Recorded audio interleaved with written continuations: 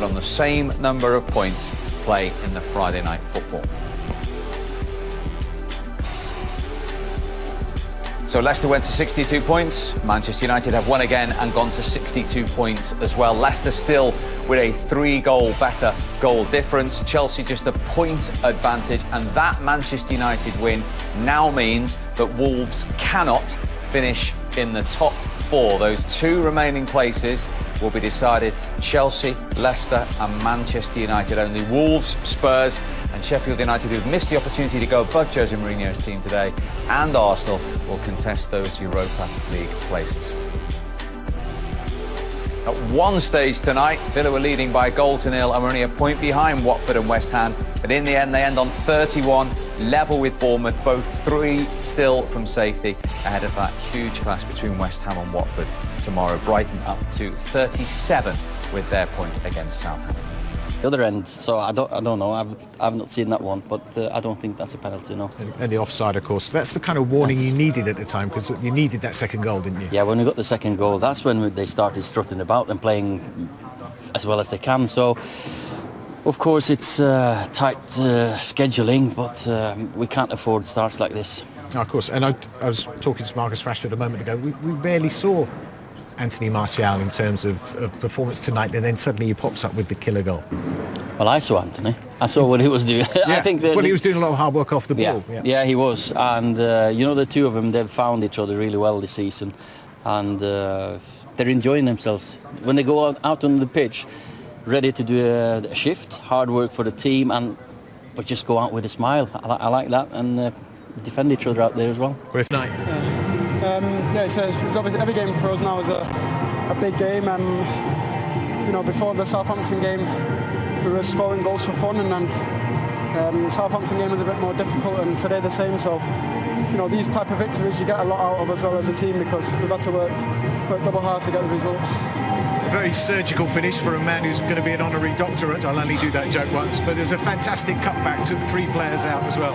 Yeah, just try and be clever inside the box, and try and find halfway hard to get a shot off. But I think it's the pattern of play that we do before that's positive. It's what we've been improving on, and it's the reason why we've scored so many goals in the last few games. But it come early today, but the beginning of the game was very tough. And a couple of big moments, including the penalty appeal.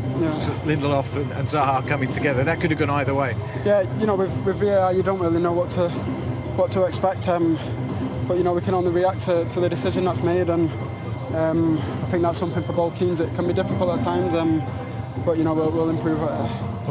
We saw with that second goal how devastating it could be on the break. I mean, Anthony Martial hadn't had many mentions during the game, but suddenly he's there. Yeah, he's done a lot of work today, Anthony, and when we have the ball, he's always making himself an option, and he's always available to receive the ball. So doing all that work, that's what he deserves at the end to get a goal. And for the team, it's always good when you strike a score. So what now with that top 4 battle? I mean, we'll be saying this all the way through, but goal difference could even come into it. Yeah, I think for us, we just got to go and win every game, and that's been the goal for us for the past few weeks. We had a slip up last game against Southampton, but today it was good to refocus, and in a very, very tough game as well. So it's good to get the 3 points. Congratulations! Thanks very much. Manchester United winning and Leicester winning. Joining Michael and Ian now, the man who won 13 Premier League titles with Manchester United, Ryan Giggs. Good to see you, Ryan. It's not about performances now. It's about 3 points, and Manchester United got the job done. Yeah, they did. I mean, I thought it was sloppy first half, but that little bit of magic between Fernandes and Rashford it was a great goal. It was a great goal. Marcus has been quiet really since we come back from lockdown, and Greenwood and Martial and Fernandes have been taking the plaudits, but I thought Marcus was outstanding tonight, and was really on fire. You enjoyed that finish, did you, for the first goal? Oh yeah, when you send 3 players like that, you got to enjoy it. But Fernandes has been quiet, but he's capable of doing this, and Marcus just touched on it. It's something they've been working on, and it's just that change of pace around the box that perhaps we've been missing in the last couple of years. And Fernandes has now give that different dimension where he can play them little balls down the side. And then again, Marcus doesn't panic in them situations, and it's brilliant how he just doesn't panic and chooses the right option more often than not. You've worked closely with him. Is he even more composed and confident in front of goal now? Yeah, and also I think, they're sharing the goals. Fernandes, Greenwood, Martial, Rashford. So the pressure isn't on, one player. If one player isn't quite firing, the other 2 or 3 will come up with the goods, and they're sharing it at the moment, which, we probably haven't got, a Wright or Michael Owen who are going to score 30, 40 a season, but there's goals all around the team now, which historically Man United have been. We've had goal scorers, but also we've shared it around, whether it be midfield, number 10 or centre forwards. Yeah, they've got 22 each now. So 1-0, big talking point. Wilf Zaha thought you should have had a penalty. You've seen it a few more times. Have you changed your opinion in any way? No, I don't think it was a penalty. And when you look at it, it's very difficult to see it from this angle. From this angle, it looks like Lindelof kind of catches him because he does the step over. But I think that when you see it from the other angle, the referee seems pretty adamant.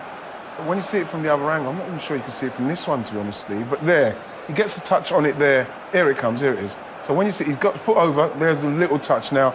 People will say, well, is it enough? Well, that's the margins we're dealing with now. He's touched the ball, and I don't think that was a penalty. Michael? No, again, I can understand why people think it was. I'm siding that it wasn't. I thought he touched the ball before he touched the man. And I would probably go. I certainly don't think you can go to VAR and say it's clear and obvious one way or the other. So I think whatever the on-field ref was going to call there, they were going to stick to it. And I probably just side on it not being a penalty. OK, so 2 no penalties here. Ryan? No, first of all, I think it's very hard when someone like Wilf is on the ball and moving in that speed and he's given a little step over. I think he has got a touch of the ball, which the referee has seen. But you can understand if it was given as a penalty because he's actually Lindelof's kicked through Wilf to get towards the ball. But, VAR can't overturn that because it's not an obvious error. So, I mean, I wouldn't have been surprised either way. So, sitting on the fence. Yeah, exactly. I'm with you, Giggsy. I wouldn't have been surprised either way as well. This is why it's so up for debate all the time. Yeah. Now, talking of fine lines, also at 1-0, Palace, of course, had the ball in the back of the net. Did you think at the time it was 1-1, Ryan, until you see all the replays? At first I thought offside, but then you do see, I think it is a shot from Wilf, and it does fall to forwards in that position, but United definitely had that little bit of luck, and it was marginally offside. It was unlucky for Palace because at this point they were playing really well, playing some good stuff and really limiting United. So yes, United just had that little bit of luck that you need. Well, the pictures show everything, don't it? I mean, you'd say he's probably 3 or 4 inches offside. Very harsh. I don't know what the answer is. I mean, I know Wright, he finds it hard to stomach that type of decision. I think the whole world does, to be honest. You got to feel for Palace in that situation. But is that the law as opposed to VAR? Well, that's absolutely the law. Ian Wright, he was talking about. What's the options? It's that far offside. It could be that far or that, but it's offside at the end of the day. I don't know what you can say, bar hard luck to Palace. The problem I'll always have with it is that for that, the defender's not trying to get him offside because remember what offside was about, stand in a position where you could just tap it in goal hanging, really. And for me, I can't see where the advantage is for the forward when we're talking about toenails. It just seems very, very tough. Well, VAR's doing its job. It's precise to the millimetre, so it's going to be able to get the little margins. But for me, there's no advantage from the attacker trying to get a move on the defender. So it's always going to be hard for me to take as a striker, because I only think of it as if I was playing as a striker now, the runs you have to make to try and stay onside. You can literally be, you've taken a step and he's about to take a step and you can be offside just by leaning and you've caught and you've made the run right. It doesn't seem right. I agree with Wright. I mean, as strikers union, isn't it? I mean, we want to see goals, but I just struggle to say, well, if you don't say that's offside, what is offside? At some point, we've got to say, right, this is it. And it's just unfortunate, but I mean, the pictures show it is offside. I feel like VAR, as good as it will be in years to come, what it's doing, it feels to me like it's there to stop goals. It just feels like that. It feels like that to me. Ryan? Yeah, I think, the lads will probably remember about 5 or 10 minutes later, MacArthur tries a cross and Ayew actually checks his run. He's in the exact same place. So he doesn't, what Wright is saying, that natural run that you would do towards goal, he actually checks his run. And the cross, it was never probably on the cross, but he ends up like 5 or 10 yards away from the cross because the goal was disallowed. He doesn't want to be offside. And it is just them fine moments where you run in as a goal scorer or you check to just stay on side and then the chance is gone. Yeah. He's literally millimetres offside. So it's really difficult now for centre forwards. And then Manchester United made sure, you've talked about Marcus Rashford, talked about the link-up as well between Rashford and Martial, and Martial's gone to 22 goals as well now. Yeah, first of all, it's great feat. I mean, how he gets out of this, I don't know. Great feat. Oh, I love it. Maybe poor defending from Palace, but just confidence now. And then this is what is probably now the difference. Them little balls and then the understanding that you get playing together over a long period of time. And now this is like more or less an unchanged front three or four for the last 5 or 6 games. And then you get them relationships. Yeah. You don't need to say anything. You just know where your teammate's going to be.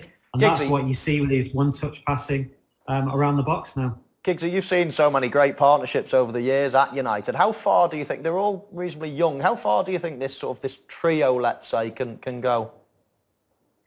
No, I think what, I know I keep saying about Fernandes, he adds that little bit of imagination around the box, but you see every time sort of a team are attacking and they give the ball away, they're not safe. No. That counter-attacking threat that Greenwood, that Martial, that Rashford, that Fernandes have, that running power, and then now you're seeing the decision-making and the execution of the passes, whether it's counter-attack where we've probably been strong over the last 18 months, now with that added imagination around the box, you're getting all types of goals from, like I said before, all types of players. And Giggs, you see now you've got 2 strikers who've got 22 each. You've got, like you've mentioned, Fernandes is chipping, Mason Greenwood would chip in with his goals. Do you think that they're just a couple more players away from a proper challenge, and not just to get in the top 4, but to actually start doing what Man United do and challenge for the Premier League? Oh, definitely. I still think we're off City and we're off Liverpool. Still think 2 or 3 players, but Ollie's done really well in the 2 transfer windows that he's had, and good characters are coming in as well. You see Fernandes, he looks like a leader, looks like a character. Maguire, captain. So it's not just about the players, it's about having that culture and them characters that can improve not only the starting 11, but the squad and the overall feeling around the club, and certainly moving in the right direction. But I still believe we need 3 players.